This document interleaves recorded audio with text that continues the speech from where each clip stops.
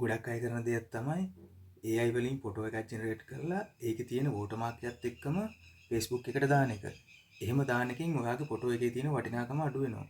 මම අද ඔයාලට කියලා දෙන්නේ එහෙම ඔයාගේ ෆොටෝ එකේ වටිනාකම නැති කරගන්න නැතුව Facebook එකට දාන්නේ කොහොමද කියලා. ඔයා ඒකට කරන්න ඕන Snapseed කියන ඇප් එක ඩවුන්ලෝඩ් කරගන්න ඕන. එහෙම ඩවුන්ලෝඩ් කරගෙන මෙන්න මේ විදිහට ඕපන් කරගන්න. ඊළඟට මෙතන තියෙනවා ධන ලකුණක්. ඒක ටච් කරන්න. ඊළඟට ඔයා හදපු ෆොටෝ එක මේ විදිහට ඕපන් කරගන්න. දැන් මෙතන පහළ තියෙනවා ටූල් කියලා. ඒක ටච් කරන්න.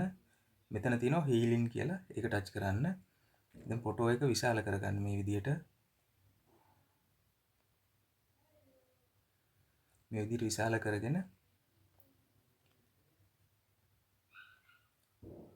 ඊළඟට මෙන්න මේ විදිහට පහළට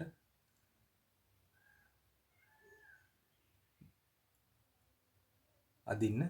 එතකොට මෙන්න මේ විදිහට ඔයාගේ ෆොටෝ එකේ තිබුණු වෝටර්මාක් එක නැති වෙලා යනවා. ඊළඟට ඔයා කරන්න මෙතන පහළ තියෙන හරි ලකුණ ඒක ටච් කරන්න. ඊළඟට zoom out කරන්න. දැන් ඊළඟට මේක සේව් කරගන්න අපි කරන්න ඕන මෙතන තියෙනවා export කියලා ඒක ටච් කරන්න. ඊළඟට මෙතන තියෙනවා save කියලා ඒක ටච් කරන්න.